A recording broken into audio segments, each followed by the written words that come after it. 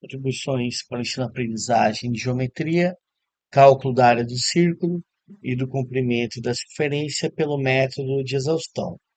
Juliano Casap, orientador, professor Elias Batista. Prof. Mate, UFSC, Campus Florianópolis. Então, o conteúdo da apresentação é os principais personagens, proposições, atividades propostas e referências. O- os principais personagens são Arquimedes, Euclides e Eudoxo, viveram ali entre 400 e 200 a.C. Arquimedes era o maior matemático da antiguidade. Euclides escreveu os 13 livros chamados Elementos, no qual Arquimedes usava para escrever os seus trabalhos, e Eudoxo era um grande sábio da antiguidade, foi professor da academia de Platão. Tá? Então, a proposição 1 do livro 10 é o seguinte: o princípio da exaustão. Se de uma grandeza retirarmos mais que a sua metade, e do restante retirarmos mais que a sua metade, e assim repetidamente prosseguirmos, retirando sempre mais do que a metade da grandeza restante, então essa grandeza ficará menor que qualquer grandeza positiva de mesma natureza. Então, os gregos entendiam grandeza como comprimento, área e volume, e os números para os gregos eram representados por segmentos de reta, tá? Então, não é do mesmo, da mesma forma que a gente vê hoje na matemática, né? Como é que usa o princípio da exaustão para calcular a área? Você escreve e circunscreve um polígono regular e dali a diferença entre esse polígono circunscrito e a circunferência ela vai ter três áreas, né? Que parecem bravatanas de tubarão e a área do círculo menos a área do polígono inscrito um segmento circular ali que eu chamei de gomo. Então, a hora que você duplica esses polígonos, essa barbatana de tubarão e esse gomo, ele diminui de tamanho, né? A área é menor. E duplicando a área, você vai ver que vai cada vez diminuindo mais. Então, essas diferenças, elas tendem a zero. E é isso que o princípio de exaustão faz. Aqui já tem 48 lados e nem se percebe mais os polígonos, né? Tá? Então, com isso a gente pode falar da primeira proposição, que diz o seguinte: é possível construir uma sequência de polígonos regulares e inscritos na circunferência, de tal forma que a sequência das diferenças entre a área do círculo e a área do polígono regular inscrito satisfaça a condição do princípio da exaustão. Então, vamos demonstrar isso. Então, você pega um polígono regular e ali tem um gomo. O que vale para esse gomo vale para todos os outros, né? E LN ali é o comprimento desse lado do polígono. L2N ali é o comprimento do lado duplicado do polígono. Ali a visão na circunferência. E aí a gente cerca esse gomo com um retângulo, né? Dividimos esse retângulo em áreas, e o que a gente quer provar é que a área 2 mais a área 3 é menor que a metade da área um, da área 2 ou da área 3. Se a gente conseguir fazer isso, depois faz para a circunferência toda, né? Faz para os pedaços que restarem. Então a gente valida o princípio da exaustão. Para demonstrar, a gente pega o ponto E' ou E2', que são pontos médios do lado do retângulo, e a 1' é igual a 2 mais a 4, porque o triângulo A, E' e E2' são congruentes ao triângulo A1, E'.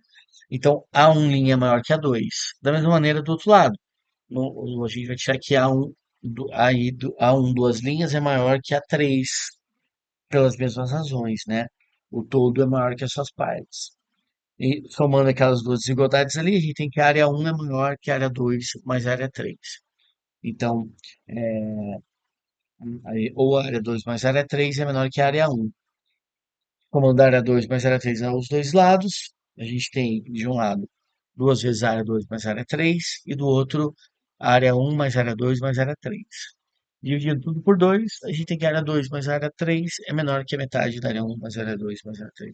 E aí vale o princípio da exaustão. Para polígonos circunscritos, tem outra proposição. É possível construir uma sequência de polígonos regulares circunscritos na circunferência, de tal maneira que a sequência das diferenças entre as áreas do polígono regular circunscrito e a área do círculo satisfaça a condição do princípio da exaustão. Aqui, então, a gente coloca um polígono circunscrito, no caso é um quadrado, FG são pontos médios do lado do quadrado, ln sobre 2 é a metade do comprimento do lado, né? E a área do triângulo curvo, FCG, eu chamei de x. Ao duplicar esse quadrado, então a gente tem um octógono ali em azul, e aí tem outros elementos, né? A área do triângulo QCP, que é T, a área do triângulo curvilíneo FQI e a área do triângulo curvilíneo GPI é Y, a soma dos dois, e a gente quer mostrar que Y é menor que a metade de x, tá? Depois, se você observar, o triângulo OFC e o triângulo OGC são congruentes. Então, basta que a gente prove que o triângulo curvilíneo IPG é menor que a metade do triângulo ICG. A gente vai ver isso em seguida, né? CP é maior que IP, o segmento do CP é maior que IP, que é congruo a PG. IP e PG são congruentes por causa que I e G são pontos de tangência e CP é maior que IP por causa dos ângulos de 90 graus e aquele vermelhinho lá em cima, o ângulo C, que é o maior ângulo, opõe-se ao maior lado. Então, 90 é maior, o lado é o maior ângulo do triângulo, CP então é maior que o IP. Então, o que a gente quer mostrar? Que a área do triângulo curvilíneo GPI, a parte pintada de verdinho ali, é menor que a metade da área do triângulo curvilíneo ICG, né? Um ICG, né? Então, ali em cores, a gente quer mostrar que a área 2, a área em vermelhinho é menor que a metade da área um mais a área 2. Então, é isso que a gente quer demonstrar nessa proposição. Para isso, a gente precisa de uma figura auxiliar para justificar que a área um é maior que a área 2 mais a área 3. Não é tão óbvio mostrar isso, mas CP é maior que IPG e são dois triângulos de mesma altura. Você pode ver ali o triângulo IPG e o triângulo ICP. Dois triângulos com a mesma altura, um tem a área maior do que do outro se a base for maior. Então, CP é maior que PG, portanto, a área um é maior que a área 2 mais a área 3. Tá legal? E aí, somando a área 2 mais a área 3 ambos os lados. Aí tira a área 3 que eu somei demais, né? Você tem que a área um mais a área 2 é maior que duas vezes a área 2 mais a área 3. E aí, isso é maior do que simplesmente duas vezes a área 2, né? Pega os dois extremos, divide por 2, você tem que a área 2 é menor que a metade da área um mais a área 2. E vale o princípio da exaustão, tá? A proposição 2 do livro 12 dos elementos, é onde ele usa o princípio da exaustão, tá? Então ele demonstra no livro 10, na primeira proposição, o princípio da exaustão, e só vai usar de novo no livro 12, que é a proposição 2. Então, ele quer demonstrar que a razão entre as áreas de dois círculos dados é igual ao quadrado da razão entre seus raios, que é essa igualdade que está ali.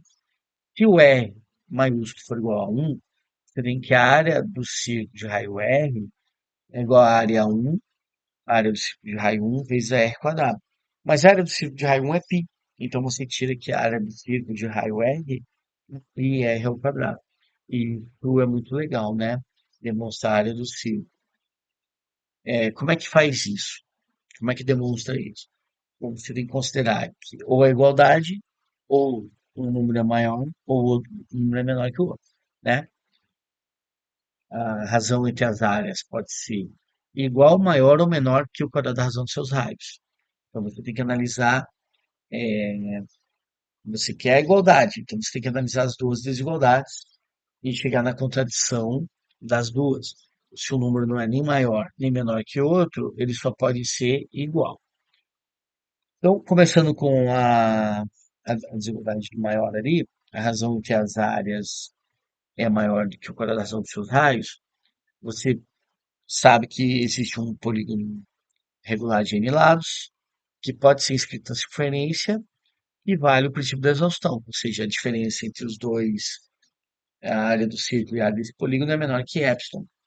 E epsilon é essa expressão aqui, obtida da igualdade lá do absurdo, né? Desigualdade do absurdo. Substituindo, simplificando, a gente tem a expressão que eu chamei de 1, ou seja, a área do polígono é maior do que aquele valor ali, tá? E para a gente poder simplificar aqueles quadrados ali, você pega um outro polígono regular de n lados, inscrito na circunferência de raio R, maiúsculo, e eles são semelhantes. Então, a razão entre as áreas dos dois polígonos é para dar razão de semelhança.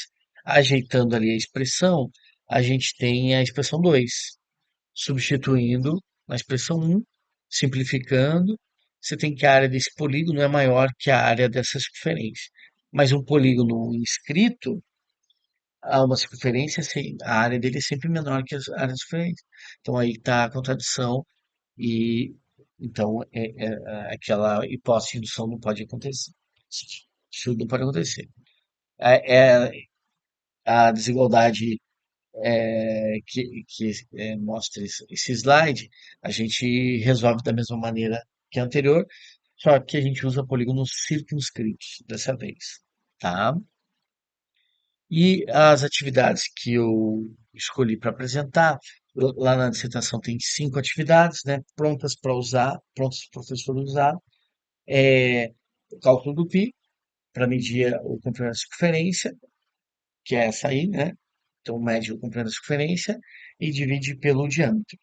E aquela ali, você calcular o perímetro da circunferência fazendo o cálculo da área e do perímetro dos polígonos regulares.